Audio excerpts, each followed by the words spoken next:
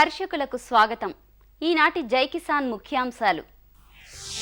పంటల రుణ పరపతిపై వరంగల్ జిల్లా సాంకేతిక కమిటీ నిర్ణయం. సిఫారసులు పట్టించుకొని బ్యాంకులపై మండిపడుతున్న రైతులు. వర్షాలతో కూరగాయల పంటలకు తీరని నష్టం. పశ్చిమ గోదావరి జిల్లాలో చితికిన రైతులు. సాగర్ కాల్వలకు సాగునీటి సరఫరా నిలిపివేత. అయోమయంలో ప్రకాశం జిల్లా ఆయకట్టు రైతాంగం. తగ్గుతున్న చెరకు సాగు విస్తీర్ణం. పశ్చిమ గోదావరి జిల్లాలో కర్మాగారాలకు రానున్న గడ్డు కాలం. కరీంనగర్ జిల్లాలో డ్రిప్తో వరి సాగు. క్షేత్ర సందర్శన ఏర్పాటు చేసిన వ్యవసాయ శాఖ. భూమిని చీల్చుకుని మొలిచే విత్తుకు వర్షం ప్రాణాధారమైతే ఆ మొక్క సాగుకు రుణమే జీవనాధారం. బ్యాంకుల చుట్టూ ప్రదక్షిణలు చేసినా వారిచ్చే అప్పు ఏరువాక ఖర్చులకే చాలని దుస్థితి. అన్నదాత కష్టం ఎరిగిన జిల్లా సాంకేతిక సంఘం పంటకు అనుగుణంగా సాగు ఖర్చులను పెంచాలని ఏటా నిర్ణయిస్తుంది. ఆర్బీఐ మార్గదర్శకాల మేరకు సంఘం చేసిన సూచనలను బ్యాంకులు పెడచెవిన పెడుతున్నాయి. కమిటీ సిఫారసులను బ్యాంకులు విస్మరించడం వల్ల కర్షక లోకం తీవ్రంగా నష్టపోతోంది. బ్యాంకర్లిస్తున్న చాలిచాలని రుణాలతో నెట్టుకు రాలేక తాము అధిక వడ్డీలు చెల్లించి ప్రైవేటు అప్పులు తెచ్చుకోవాల్సి వస్తుందని రైతులు మండిపడుతున్నారు. దేశ ఆర్థిక పరిపుష్టికి వ్యవసాయం మూలాధారం. ఈ సేద్యాన్ని నడిపే సారథి రైతు. యావత్ జాతి రుణపడాల్సిన అన్నదాతకు రుణాలిచ్చే విషయంలో ఎన్నో ఆంక్షలు, అక్కరకు రాని నిబంధనలు. ఏటా ఏ పంటకు ఎంత రుణం అందచేయాలన్న దానిపై జిల్లా సాంకేతిక సంఘం సమీక్షా సమావేశాలు నిర్వహించి రుణాన్ని ప్రతిపాదిస్తుంది. ఇందులో భాగంగానే 2014-15 సంవత్సరానికి రుణ పరపతిని వరంగల్ జిల్లా సహకార బ్యాంకు ప్రకటించింది. ఏటా సీజన్ ప్రారంభానికి ముందే అభ్యుదయ రైతుల సంఘంతో అధికారులు సమావేశమై రుణ పరపతిపై ప్రణాళిక రూపొందించడం ఆనవాయితీ. సాగు ఖర్చులు గతం కంటే భారీగా పెరగడంతో తదనుగుణంగా రుణ పరపతిని పెంచాలని కమిటీ సూచించింది. ఈ మేరకు ప్రధాన పంటలకు ఇచ్చే రుణాన్ని ఎకరాకు 800 నుంచి 14,700 రూపాయల మేర పెంచాలని నిర్ణయించారు. ఈ మేరకు నిరుడు వరి పంటకు ఎకరాకు 16,500 రూపాయలు ఉండగా వచ్చే ఖరీఫ్ సీజన్ నుంచి 25,000 ఉండాలని కమిటీ సిఫారసు చేసింది. మిరప రుణాన్ని గతేడాది కంటే 13,700 పెంచడంతో దానికి అందాల్సిన రుణం 50,000 రూపాయలుగా ఉంది. పత్తికి 800 మేర పెంచడంతో 25,000, మొక్కజొన్నకు నిరుడి కంటే అదనంగా 6,400 రూపాయలు ఇవ్వాలని ప్రతిపాదించారు. వేరుశెనగపై 2,000 రూపాయల పెంపుతో వచ్చే ఖరీఫ్ నుంచి 20,000 ఇవ్వాలని సిఫారసు చేసిన సంఘం పసుపు పంటకు ఇచ్చే రుణంలో ఎలాంటి మార్పులను సూచించలేదు. సాగు ఖర్చులకు తగ్గట్లు రైతాంగానికి రుణాలు అందటం లేదని అంగీకరించిన అధికారులు, రైతు ప్రతినిధులు వచ్చే సీజన్లో కమిటీ నిర్ణయించిన రుణ పరపతిని అర్హులకే అందేలా చర్యలు తీసుకుంటామన్నారు. కమిటీ ద్వారా కూడా అందరికీ బ్యాంకులకు కూడా మార్గదర్శక సూత్రాలు జారీ చేస్తున్నాము. కంపల్సరీగా వీటన్నిటిని వైడ్ పబ్లిసిటీ ఇవ్వాలి. ప్రతి బ్యాంక్ బ్రాంచ్లో కూడా ఏదైతే స్కేల్ ఆఫ్ ఫైనాన్స్ నిర్ణయించారో వాటిని గ్రామ పంచాయతీ ఆఫీసుల్లో, అలానే ప్రతి ఒక్క బ్యాంక్ ఆఫీసుల్లో కూడా ఈ డిస్ప్లే బోర్డు పెట్టి ఈ స్కేల్ ఆఫ్ ఫైనాన్స్ ఆధారంగా రుణాలు ఇవ్వాలని కోరుకుంటున్నాం. అందరు బ్యాంకర్లు, రైతులు ఏకాభిప్రాయంకి వచ్చి ఈ రేటు నిర్ణయించుకోవడం జరిగింది. ఈ నిర్ణయించిన రేటు అన్ని బ్యాంకర్లు ఒకరు ఎక్కువ తక్కువ కాకుండా అందరూ ఇచ్చే విధంగా సకాలంలో రైతులు ఎప్పుడైతే పంట పండించే అవకాశం, ఎప్పుడైతే వాళ్ళకు పెట్టుబడి అవకాశం ఎప్పుడైతే వస్తుందో అప్పుడే ఇవ్వాలనే ఉద్దేశంతోనే ఈ దిశ కార్యక్రమం ఏర్పాటు చేసినాము. అందరూ ఒప్పుకున్నారు. బ్యాంకుల వ్యవహార శైలిపై తీవ్ర అసంతృప్తి వ్యక్తం చేసిన సాంకేతిక సంఘంలోని రైతు ప్రతినిధులు ఇప్పటికైనా సక్రమంగా రుణాలు అందించి రైతులను ఆదుకోవాలని డిమాండ్ చేశారు. తిరుగుడే ఎక్కువ, ఇచ్చుడు తక్కువ. చెప్పేది 25,000, 50,000 చేసారు మిర్చికి, పసుపుకి 45,000 చేసిండ్రు. కానీ అక్కడికి పోయేసరికి మళ్ళీ యథావిధిగానే వాళ్ళ పని వాళ్ళే చేస్తారు. మేము తిరిగి సపరేట్గానే ఊకుంటున్నాం తప్ప రుణాలు సకాలంలో అంతలేవు. మేము పంపించిన స్కేల్ ఆఫ్ ఫైనాన్స్ను రిపోర్ట్ను ప్రతి బ్యాంకులో కూడా వాళ్ళు బోర్డు మీద పెట్టాలి. ఈ పంటకు ఇంత రుణం ఇవ్వాలి అనేది జిల్లా స్థాయిలో నిర్ణయించినప్పుడు అన్ని బ్యాంకులకు కూడా అది వర్తిస్తుంది. ఓన్లీ పిఎస్సిఎస్ అనే కాదు, అన్ని కమర్షియల్ బ్యాంకులలో కూడా ఈ crop loan scale of finance అనేది పాటించాలి. ₹1,00,000 వరకు జీరో వడ్డీ, ₹1,00,000 తర్వాత మిగతా 1,00,000 కానీ 1,50,000 కానీ 2,00,000 వరకు కానీ మీద ఉండబడి ఏదైతే ఉన్నదో అది పావుల వడ్డీ వర్తిస్తుంది. అంతవరకు ఇవ్వాలి. కానీ అది కొంతమంది రైతులకే తెలుసు, అది అందరికి తెలియదు. అది కాబట్టి బ్యాంకు వాళ్ళు కూడా రెగ్యులర్గా కట్టబడే రైతులందరికీ కూడా మన దగ్గర ప్రతి దగ్గర అందరికీ రికార్డు ఉంటుంది. ఆ రికార్డును చూసి ఆ రికార్డు ద్వారా తప్పకుండా ఇవ్వాలి. దీన్ని పర్యవేక్షించే కమిటీ అనేది ఒకటి లేదు. అది జిల్లా లెవెల్లో జిల్లా కలెక్టర్ గారు కనుక పరిశీలించినట్టయితే డెఫినెట్గా ఈ రుణ పరిమితి ఖచ్చితంగా అమలవుతుంది. బ్యాంకర్లు అదనపు రుణాలు మంజూరు చేయకపోవడం వల్ల రైతు అప్పుల ఊబిలో చిక్కుకోవడానికి ప్రధాన కారణమని సంఘం ఆరోపించింది. ఇకపై పంట పెట్టుబడుల విషయంలో అన్నదాతను ఇబ్బంది పెట్టకుండా స్కేల్ ఆఫ్ ఫైనాన్స్ ప్రకారం రుణాలు మంజూరు చేయాలని రైతు ప్రతినిధులు డిమాండ్ చేస్తున్నారు.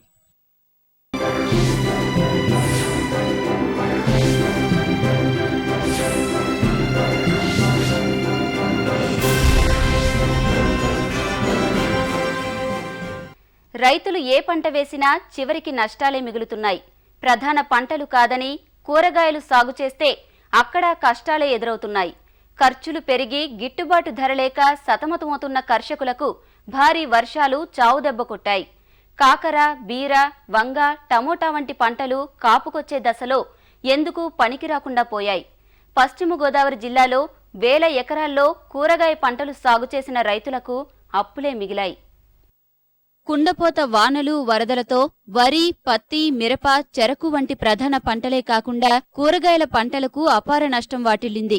ఎడతెరిపి లేని వర్షాలతో కాయగూరల పాదులు ధ్వంసం కాగా నీటిలో నాని వంగ, బెండ, టమోటా వంటి తోటలు కుళ్లిపోయాయి. పశ్చిమ గోదావరి జిల్లాలో 20,000 ఎకరాల్లో కూరగాయలు సాగు చేసిన రైతులను వర్షం ముంచేసింది. మొన్నటి వరకు ప్రత్యేక ఉద్యమాలతో రవాణా, విక్రయ సమస్యలను ఎదుర్కొన్న సాగుదారులను ఇప్పుడు అల్పపీడన వర్షాలు పూర్తిగా దెబ్బకొట్టాయి. పశ్చిమ గోదావరి జిల్లాలోని ద్వారకా తిరుమల, దూబచర్ల, రాయన్నపాలెం, జగన్నాథపురం, నల్లజర్ల, సిద్ధాంతం, కొవ్వూరు, నిడదవోలు, నరసాపురం, మొగల్తూరు మండలాల్లో కూరగాయల సాగు ఎక్కువగా చేస్తారు. సీజన్ ప్రారంభంలో నకిలీ విత్తనాలు, వేరుకుళ్ళు తెగులుతో కొన్ని పంటలు నాశనమయ్యాయి. మరికొన్ని మండలాల్లో వంగ తోటలను చీడపీడలు చుట్టుముట్టడం, ధర రానియకుండా దళారుల మోసాలకు పాల్పడడంతో రైతులు తోటలను వదిలేశారు. ఇక మిగిలిన తోటలు ప్రస్తుత వర్షాలకు పూర్తిగా తుడిచిపెట్టుకుపోయాయి. గ్రామం అంతా కూడా ఉద్యాన పంటలు ఎక్కువ అండి. సుమారుగా ఇక్కడ 200 ఎకరాల్లో మేము కూరగాయలు సాగు చేస్తూ ఉంటామండి. అలాగే గత సంవత్సరం నీళ్ళంత పని వల్ల నష్టపోయామండి. అప్పుడు కూడా కొంత పోయి కొంత మిగిలింది, కానీ ఈసారి ఈ భారీ వర్షాలకి 4-5 రోజులు ఎడవకుండా ఒక రోజుతోటి పంట అంతా కూడా పోయిందండి. వర్షాల వల్ల నీరు నిలవైపోయి వేరు కుళ్ళిపోయి చనిపోవడం జరిగిందండి. బీర బదులు పెట్టామండి. కొత్త టైం వచ్చేటప్పటికి అకాల వర్షాలు రావడం వల్ల ఒక క్రాప్ కోసామండి. అక్కడ నుంచి మొత్తం కుళ్ళిపోయి నాశనం అయిపోయినాయండి. పెట్టుబడి డబ్బులు కూడా వచ్చే పరిస్థితి లేదండి, అసలు మొత్తం కుళ్ళిపోయినాయండి. అటు డెల్టా ప్రాంతమైన మొగల్తూరు, నరసాపురం మండలాల్లోని కూరగాయల రైతులు సైతం బాగా నష్టపోయారు. 7-8 రోజులకు పైగా ముసురు పట్టేయడంతో తీగజాతి పంటల రూపురేఖలు మారిపోయాయి. కాకరపాదులు నేలకూలగా నీరు నిల్వ ఉండి వంగ, బెండ, బీర తోటలు నాశనమయ్యాయి. కాకరపాదు సుమారుగా 30,000 రూపాయలు పెట్టుబడి పెట్టేసామండి. పందిరి 25 కేజీలు 20 కేజీలు కూర్చుంటామండి సుమారుగానా. ఇప్పుడు ఈ 7 రోజులు ఈ వర్షం కోసం మొత్తం ఉన్నదాలు ఎందుకు కూడా పోయిందండి. పీకితేనే కూడా ఎందుకు పనికి రాకుండా ఉందండి. నుంచి నిరుడు అలాగే పోయామని చెప్పి రాశారు. రాస్తే రూపాయి కూడా రాలేదు. దండెట్టామండి. శుభ్రంగా ఈ వర్షానికి మునిగిపోయి చాలా నష్టం వచ్చిందండి. 1 రూపాయి కూడా రాలేదండి. టమాటా పెట్టామండి, టమాటా కూడా మునిగిపోయిందండి. అసలు ఏమి రాలేదండి. ఈసారైనా ప్రభుత్వం పరిహారంతో తమను ఆదుకోకపోతే తిరిగి పంటలు వేసుకునే ఆర్థిక స్తోమత కూడా లేదని రైతులు వాపోతున్నారు. వర్షాలు ముంచెత్తగా కాలువలకు గండ్లు పడతాయని అధికారులను నిలిపివేసిన సాగునీటి సరఫరాతో రైతులకు ఇక్కట్లు ప్రారంభమయ్యాయి. ప్రకాశం జిల్లాలోని అద్దంకి బ్రాంచ్ కెనాల్ పరిధిలో వరి నాట్లు ముమ్మరంగా సాగుతుండగా నిలిపివేసిన నీటి సరఫరాతో రైతులు అవస్థల పాలవుతున్నారు. వర్షాలు తగ్గినా నీటిని విడుదల చేయకపోవడంపై ఆగ్రహం వ్యక్తం చేస్తున్నారు. మొన్నటి కుంభవృష్టికి ప్రకాశం జిల్లాలోని వాగులు, నదులు, జలాశయాలు జలకళను సంతరించుకున్నాయి. ఒకానొక దశలో స్థాయికి మించి ఉప్పొంగడం వల్ల పైర్లన్నీ నీట మునిగాయి. ప్రధానంగా సాగునీటి అవసరాలు తీర్చే అద్దంకి బ్రాంచి కాలువ, ప్రధాన కాలువ సహా మేజర్ కాలువలు ఎక్కడ తెగిపోతాయనున్న ఆందోళనతో ఎన్ఎస్పీ అధికారులు హడావుడిగా జిల్లాకు సాగునీటిని నిలిపివేశారు. ఫలితంగా ప్రధాన కాలువకు రావాల్సిన 3,400 క్యూసెక్కులు, అద్దంకి బ్రాంచ్ కాలువకు పారాల్సిన 1,800 క్యూసెక్కుల నీటి పంపిణీ ఆగిపోయింది. ఈ పరిణామంతో జిల్లాలోని వరి నాట్లకు ఇబ్బందులు ఎదురవుతున్నాయి. నాట్లు ఆలస్యమవుతాయని ఆయకట్టు రైతులు ఆదుర్దా పడుతున్నారు. నీళ్ళు వస్తేనే ఇప్పుడు 3 రోజుల నుంచి మందు కొట్టుకోవటానికి నీళ్ళు లేవు, అలాగనే కలుపులు తీసుకోవటానికి నీళ్ళు లేవండి. అన్నీ ఎండిపోతున్నాయి, పైర్లు పొట్ట మీద ఉన్నాయి బాగా. ఇలా అయిపోతే ప్రభుత్వం ఏం పట్టించుకోవటం లేదు.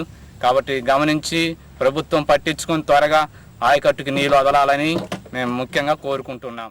మరి ఇంతవరకు 4 రోజులైంది నీళ్ళు రాక, మరి దేనివల్ల ఆపిర్రో అర్థం కాల. కాలువ నీళ్ళు వస్తేనే మాకు పంట, మాకు బోర్లు ఏమి లేవండి. దానివల్ల మాకు కాలువ నీళ్ళు ఉంటేనే మాకు పంట, లేకపోతే మేము ఎండబెట్టుకోవటమే. ఊరేసాము 2 నెలల క్రితం 3 నెలల క్రితం కాలువ వదిలేరు కాబట్టి మేము పైరు వేసాం. కానీ ఇప్పుడు మరి వరద వల్ల ఏది వల్ల మరి ఆ కాలువ కట్టేశారు. దాని గురించి మేము ఇప్పుడు పైరు ఎండిపోతుంది. కానీ కాలువ వదలాలా, లేకపోతే ఈ కాలువ వదలకపోతే ఈ పైరు ఎండిపోద్ది, మేము నట్టపోతాం. సాగునీరు వస్తుందనే ఆశతో సాగర్ ఆయకట్టు కింద ఉన్న 4.5 లక్షల ఎకరాలకు గాను రైతులు 2 లక్షల ఎకరాల్లో వరి సాగుకు ఉపక్రమించారు. నిరుడు 4,33,000 ఎకరాల ఆయకట్టుకు గాను కేవలం 63,000 ఎకరాల్లోనే వరి పండించారు. 2011లో 1,90,000 ఎకరాల్లో సాగు చేశారు. ఈ ఏడాది సాగునీరు పుష్కలంగా ఉందని నాట్లు వేస్తే అనుకోకుండా నిలిచిపోయిన సాగునీరు అన్నదాతను అయోమయానికి గురి చేస్తుందని రైతు నాయకులు విరుచుకుపడుతున్నారు. అధికారులు తీసుకున్న అనాలోచిత నిర్ణయాల వల్ల సాగర్ ఆయకట్టు రైతాంగం తీవ్రంగా నష్టపోతుంది.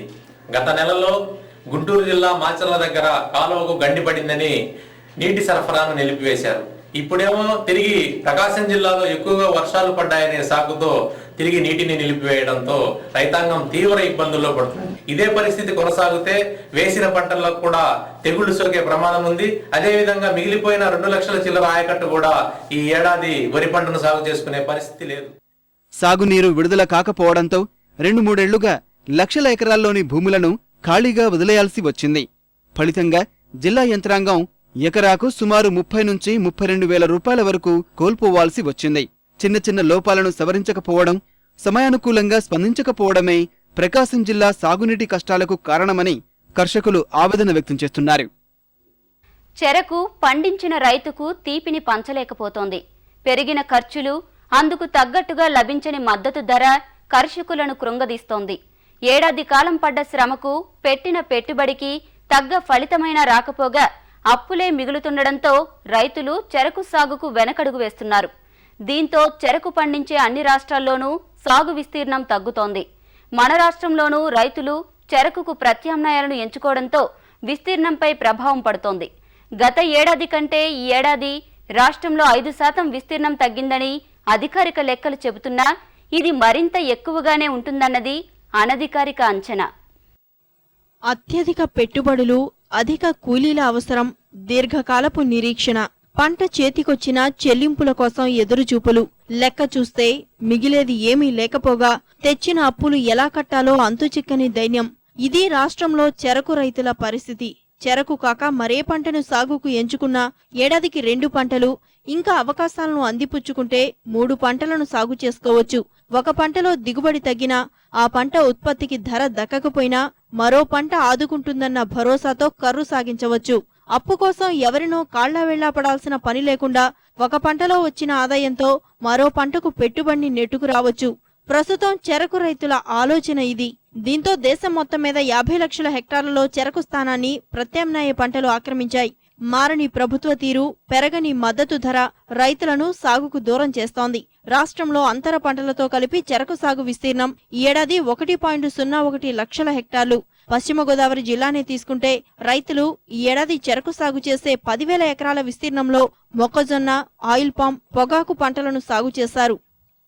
10 సంవత్సరాల నుంచి చెరుకు వ్యవసాయం చేస్తున్నాను. ఎప్పుడు లాసే గానీ లాభం అనేది కనపడతలేదు. ఇంకా ఎదరెదరా ఇంకా బాగుంటుందేమో అంటే ఇంకా ఎక్కువ దెబ్బతినే పరిస్థితి కనపడుతుంది. ఈ రకంగా చెరుకు మనుగడ పూర్తిగా దెబ్బతినే అవకాశం కనపడుతుంది. జిల్లాలోని 4 చక్కెర కర్మాగారాల పరిధిలోనూ గత ఏడాదితో పోలిస్తే ఈ ఏడాది విస్తీర్ణం తగ్గిపోయింది. తణుకు చక్కెర కర్మాగారం పరిధిలో గతేడాది 2,790 హెక్టార్లు సాగు చేసిన జిల్లా రైతులు ఈ ఏడాది 2,186 హెక్టార్లలోనే చెరకు నాటారు. తాడువాయి కర్మాగారం పరిధిలో నిరుడు 4,288 హెక్టార్లు సాగు చేసిన రైతులు ఈ ఏడాది 4,024 హెక్టార్లలోనే చెరకు సాగు చేశారు. ఇక భీమడోలు కర్మాగారం పరిధిలో 3,747 హెక్టార్లకు గాను సాగులోకి వచ్చింది 2,620 హెక్టార్లు. అధిక విస్తీర్ణం గల చాగల్లు కర్మాగారం పరిధిని తీసుకున్న 10,042 హెక్టార్లు. గతేడాది సాగు చేసిన రైతులు ఈ ఏడాది 8,419 హెక్టార్లలోనే సాగు చేశారు. చెరకు పంట విస్తీర్ణం తగ్గటానికి బకాయిల చెల్లింపుల్లో జరుగుతున్న జాప్యం, పంచదార ధర తక్కువగా ఉండడంతో కర్మాగారాలు రైతులకు గిట్టుబాటు ధరలు చెల్లించలేని పరిస్థితులు కూడా చెరకు పంట విస్తీర్ణం తగ్గడానికి కారణమవుతున్నాయని చక్కెర పరిశ్రమల శాఖ అధికారులు చెప్తున్నారు. గత 2-3 సంవత్సరాల నుంచి చెరుకు విస్తీర్ణము గణనీయంగా పడిపోయింది. ముఖ్యంగా 10,000 ఎకరాల్లో చెరుకు విస్తీర్ణము గత సంవత్సరంతో పోలిస్తే తగ్గిపోయింది. చక్కెర ధర గణనీయంగా పడిపోవటం మూలాన గత సంవత్సరం ఇదే కాలంలో 3,600 రూపాయలు క్వింటా ఉంటే ఈ సంవత్సరం 2,700 నుంచి 2,900 మధ్యలోనే పడిపోవటం వల్ల చక్కెర ఫ్యాక్టరీలు కూడా రైతుకి ఏదో కొంత మేలు చేద్దామనే ఉద్దేశం ఉన్నా సరే మరి ఎలాంటి నిర్ణయం తీసుకోలేని పరిస్థితుల్లో మరి చెరుకు సాగుకి రైతు మక్కువ చూపలేకపోతున్నాడు. చెరకు సాగు విస్తీర్ణం తగ్గడానికి గల కారణాలను సరిదిద్ది చక్కెర రంగం ఎదుర్కొంటున్న సమస్యలను పరిష్కరించేందుకు సర్కారు కమిటీలు వేస్తున్నా రోజురోజుకు పరిస్థితి దిగజారుతోందే గాని చెరకు రైతుకు తీపి కబురు అందటం లేదు. ఇదే కొనసాగితే చక్కెర దిగుమతులే శరణ్యమయ్యే రోజు ఎంతో దూరంలో లేదన్నది సుస్పష్టం. వరి సాగులో ఎంతో వైవిధ్యం కనిపిస్తోంది. సంప్రదాయ వరి సాగులో ఎదురవుతున్న ఇబ్బందులను అధిగమించే ఆధునిక పద్ధతులెన్నో ఆచరణలోకొస్తున్నాయి. సాగు ఖర్చులను, సాగునీటి ఇబ్బందులను అధిగమించడంతో పాటు కూలీల కొరతకు చక్కని పరిష్కారంగా నిలుస్తున్న మార్గాలను అందిపుచ్చుకుంటున్న రైతులు వరి సాగును జయప్రదం చేసుకుంటున్నారు. అలాంటి రైతులు తోటి రైతులకు ఆదర్శప్రాయంగా నిలుస్తున్నారు. శ్రీవరి సాగు, డ్రమ్ విధానం, నేరుగా విత్తే పద్ధతులే కాక డ్రిప్తో వరి సాగు కూడా ఆదరణలోకి వస్తోంది. ఇప్పటికే కొందరు రైతులు ఈ విధానంలో సత్ఫలితాలను సాధిస్తున్నారు. కరీంనగర్ జిల్లాలో ఓ రైతు డ్రిప్తో వరి సాగు చేసి మంచి ఫలితాలను సాధిస్తుండటంతో వ్యవసాయ శాఖ ఆ క్షేత్రాన్ని పరిశీలించి తోటి రైతులకు అవగాహన కల్పించే దిశగా కృషి చేస్తోంది. 2-3 అంగుళాలు లోతు నీరు ఉంటేనే గాని వరి సాగు చేయలేమనే రోజులు మారాయి. సంప్రదాయ పద్ధతిలోలా 1 కిలో ధాన్యం పండించడానికి పంటకాలం మొత్తం మీద 1,800 నుంచి 2,000 లీటర్ల నీరు వాడనవసరం లేదని నిరూపించే సాంకేతిక పరిజ్ఞానం అందుబాటులోకి వచ్చింది. వరి నీటి మొక్కన్న అపోహను శ్రీవరి సాగు విధానం పటాపంచలు చేస్తే చుక్క చుక్క నీటినందించినా వరి నిలదొక్కుంటుందని, నిలదొక్కుకోవడమే కాదు నిండైన కంకులతో మేలైన దిగుబడులను ఇస్తుందనడానికి నిదర్శనంగా నిలుస్తున్నాయి డ్రిప్ పద్ధతిలో వరి సాగుతున్న క్షేత్రాలు. ఈ రైతులంతా చూస్తున్న ఈ వరి ప్రదర్శన క్షేత్రం కూడా డ్రిప్ పద్ధతిలో సాగు చేసినదే. కరీంనగర్ జిల్లాలోని మెట్పల్లి మండలం చింతలపేట గ్రామానికి చెందిన రైతు మహియల్ యాదవ్చే ఈ ఖరీఫ్లో డ్రిప్ పద్ధతిలో వరి సాగు చేయించారు అధికారులు. మొదట రైతు విముఖత చూపినప్పటికీ అధికారుల ప్రోత్సాహంతో సాగుకు ముందుకొచ్చారు. 20 గుంటల భూమిలో ఆగస్టులో నాటిన MTU 10-10 రకం వరి కోతకొచ్చింది. జిల్లాలోని ఇతర ప్రాంతాల్లో వర్షాల ప్రభావం ఉన్నప్పటికీ ఈ గ్రామంలో వానలేదు. దీంతో పైరుకు ఎలాంటి నష్టం జరగలేదు. ఈ ప్రాంతంలో సాధారణ పద్ధతిలో సాగు చేసిన పొలాల్లో ఎకరాకు 18 నుంచి బాగా పండిన సందర్భాల్లోనూ 28 క్వింటాల వరకు దిగుబడి వచ్చేదని, కానీ ఈ డ్రిప్ పద్ధతిలో సాగు చేయడం వల్ల అంతకంటే ఎక్కువ దిగుబడి సాధ్యమవుతోందని రైతు హర్షం వ్యక్తం చేస్తున్నాడు. నేను కూడా వాళ్ళతో అన్నాను, సార్ డ్రిప్ తోటి వరి పండించలేదు సార్, ఇది కొత్తగా మీరు అంటున్నారు, అలా పండుతుందా సార్ అని చెప్పి నేను అన్నాను. అంటే సార్ ఉండి ఆల్రెడీ ఇక్కడ మన తమిళనాడులో కూడా ఫుల్ సక్సెస్ ఉంటుందని, పండుతుంది అని చెప్పి అన్నారు. సరే చూద్దామని చెప్పి ఉద్దేశం మీద నేను కూడా ఒక 20 గుంటలు సాగు చేయడం అయినటువంటి ఖర్చు 15,000 రూపాయలు అయింది. కానీ నాకు ఇది ఒకటేసారి కాకుండా ఇంకా నాకు ఇంకొక 4-5 ఇయర్స్ దాకా నాకు సిస్టమ్ యూజింగ్గా ఉంటుంది కాబట్టి వెంచరీ ద్వారా పర్టికేషన్ ఇచ్చినానండి. దానితో క్రాప్ కూడా ఒక హెవీగా కంప్లీట్గా వచ్చింది, నిండా గింజ పోసుకొని. నా ఉద్దేశం ఏంటంటే ఇప్పుడు ఇది నేను అనుకున్న దానికంటే ఎక్కువ రెట్టింపు ఉంది. నా తోటి రైతులు కూడా అన్నారు. క్షేత్ర సందర్శనకు వచ్చిన తోటి రైతులు కూడా మొదట డ్రిప్తో వరి సాగేమిటా అని ఆశ్చర్యపోయినప్పటికీ ఈ పొలంలోని వరి పెరుగుదలను, కంకులను, గింజ నాణ్యతను చూసిన తర్వాత ఆనందం వ్యక్తం చేస్తున్నారు. ప్రస్తుతం వరిలో డ్రిప్ ఏర్పాటుకు రాయితీ లేనందున వ్యవసాయ శాఖ రాయితీలందిస్తే సాగుకు ముందుకు రావడానికి అవకాశం ఉంటుందని రైతులు కోరుతున్నారు. మా తోటి రైతు మైపాల్ యాదవ్ పొలం డ్రిప్ ద్వారా పెట్టడం జరిగింది. స్టార్టింగ్ మేము కూడా ఆశ్చర్యపోయినాం, ఈ డ్రిప్ ద్వారా పొలం ఏందని. ఇప్పుడు ఈ లాస్ట్ స్టేజ్గా చూసాకల్లా అధిక దిగుబడి కూడా వచ్చింది, మంచిగా మాకు సంతృప్తి చెందినాం. ఈ శాస్త్రవేత్తలు వాళ్ళు వీళ్ళు అధికారులు, వ్యవసాయ అధికారులు కూడా వచ్చి దీని గురించి వివరించారు. డ్రిప్ సబ్సిడీ ఇస్తే మేము కూడా ముందుకు వస్తాం. వరి సాగులో ఎదురవుతున్న అన్ని సమస్యలకు పరిష్కారంగా నిలిచే డ్రిప్ విధానం పట్ల రైతుల అవగాహన పెంచుకుని ముందుకు రావాలని, రాయితీపై కూడా నిర్ణయం తీసుకుంటామని అధికారులు తెలియజేస్తున్నారు. మంచి లాభాలు ఉన్నాయి కాబట్టి రైతులు ఈ డ్రిప్ ఇరిగేషన్ ద్వారా వరి పంటను సాగు చేయడానికి ముందుకు వస్తే మేము కూడా మా వ్యవసాయ శాఖ ద్వారా ప్రోత్సహిస్తామని ఈ సందర్భంగా తెలియజేస్తున్నాము. ఇంకోటి ఏంటంటే ఈ సబ్సిడీ అనేది వరి పంటకు లేదు ఇప్పటి వరకు. అయితే మా రైతులను మేమేం అంటున్నామంటే ఇక్కడ ఎంతమంది రైతులైతే ముందుకు వస్తారో వాళ్ళ వివరాలను సేకరించి మేము పై అధికారుల దృష్టికి తీసుకొచ్చి వాళ్ళకు సబ్సిడీ 90% వచ్చేటట్టుగా కూడా ఏర్పాటు చేస్తామని మేము ఈ సందర్భంగా తెలియజేస్తున్నాం. మీటరుకొక్క డ్రిప్ లైన్తో మొక్కల మధ్య 15 సెంటీమీటర్లు ఉండేలా వరుసల మధ్య 20 సెంటీమీటర్ల దూరం ఉంచి నాటుకోవడం వల్ల గాలి వెలుతురు బాగా సోకి ఎలాంటి చీడపీడలు లేకుండా పైరు ఆరోగ్యవంతంగా పెరుగుతోంది. ఎరువు కూడా డ్రిప్ ద్వారానే అందించడం వల్ల వృధా అయ్యే ఎరువు శాతమే కాక వాడకము తగ్గుతోందంటున్నారు రైతులు. ఇలా డ్రిప్ విధానంలో వరి సాగు రైతుకు అన్ని రకాలుగా ప్రయోజనం చేకూర్చేదిగానే కనిపిస్తోంది. అయితే 1 మీటర్ డిస్టెన్స్లో లాటరల్ డిస్టెన్స్ పెట్టి ఒక 4 LPH మన డ్రిప్ లైనర్ లాటరల్ పెట్టడం జరిగింది. విత్తనం ఆదా, ఎరువుల ఆదా, కూలీల అవసరం గణనీయంగా తగ్గుతోంది. ఫలితంగా ఉత్పత్తి ఖర్చు కనిష్ట స్థాయికి చేరుతోంది. దిగుబడి మెరుగ్గానే ఉందని ఈ క్షేత్ర సందర్శన ద్వారా తెలుసుకున్నారు. రాయితీలిస్తే సాగుకు ముందుకొస్తామని రైతులు చెబుతుండడం, వ్యవసాయ శాఖ కూడా రాయితీలిచ్చే ఆలోచనలో ఉండడం చూస్తుంటే జిల్లాలో డ్రిప్ విధానం ఆదరణ చొరగుంటోందో అనిపిస్తోంది. ఈ కార్యక్రమంపై మీ అభిప్రాయాలు, సూచనలు పంపించవలసిన మా చిరునామా జై Kisan, ETV 2, Ramoji film city, Hyderabad 501512. Mobile number 9394450069.